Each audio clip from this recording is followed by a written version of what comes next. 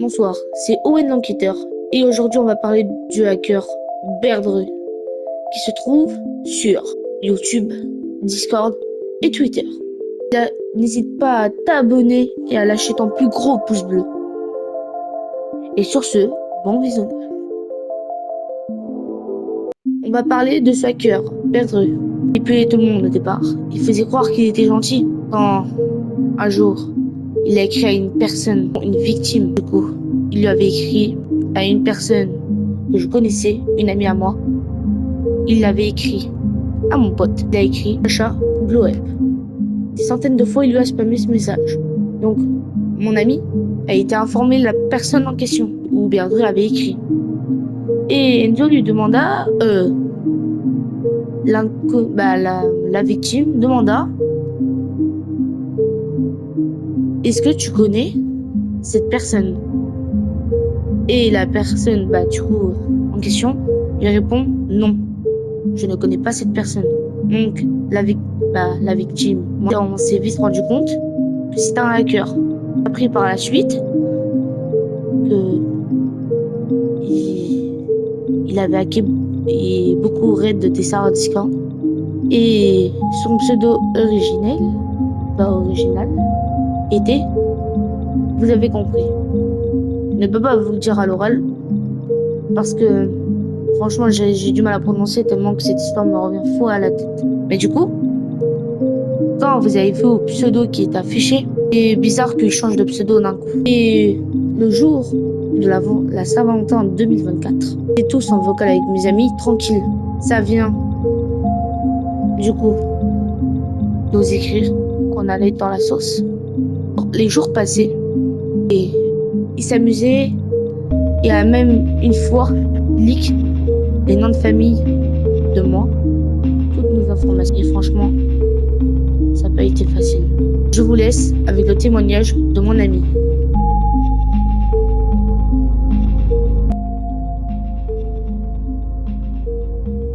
Bonjour à tous, je suis Enzo, un membre de la cybersécurité de Discord. Je vais vous expliquer ce qui s'est passé, mot par mot, pendant cette affaire Berdru. Premièrement, les victimes qui ont été traumatisées suite à ça, qui moi aussi a été une victime, et une personne qui a aidé un peu les victimes à s'en débarrasser, et aussi d'essayer de porter plainte contre lui, que ça a fonctionné, car cette personne a été placée dans un foyer pendant 6 mois, et après il a été relâché, évidemment, et après il est revenu pour s'excuser, pour qu'on essaie de rentrer dans son jeu, donc ce qu'on a fait. Donc après, on a fait... Et après, il a refait ses conneries. En nous insultant, en liquant nos adresses, nos proches, nos têtes, tout ce qui est personnel. Et bien évidemment, ils se sont pris des personnes qui ont été concernées. Et aussi, je voudrais bien leur faire passer un message comme quoi il faut se protéger. Si vous voyez des personnes comme ça, veuillez les bloquer. Si vous voyez qu'il y a des personnes suspectes qui vous contactent, que vous ne connaissez pas, vous les bloquez. En barre. Voilà. Donc, c'était un petit témoignage vite fait bien fait. Donc, c'était Enzo, membre de la cybersécurité Discord depuis 2019. Et je vous dis au revoir. Et je repasse à Owen l'enquêteur. Comme vous avez pu constater sur le témoignage de mon ami, on apprend beaucoup de choses sur Berdru. On apprend beaucoup de choses, et oui. Parce que ce n'est pas un hacker normal. Un hacker, ça peut faire plein de choses, nous hacker, etc. Mais lui, il a fait plus pire qu'on pense. balance. Il a leak les informations personnelles. Il a fait plein de trucs avec. Il s'est même amusé à leak nos têtes. Et pendant ce temps-là, lui s'amusait très bien. Mais nous, on s'amusait pas du tout. On prenait vraiment les choses au sérieux. On se disait, mais qu'est-ce qu'on va faire de ça? Et on connaissait même pas ce Bergeret.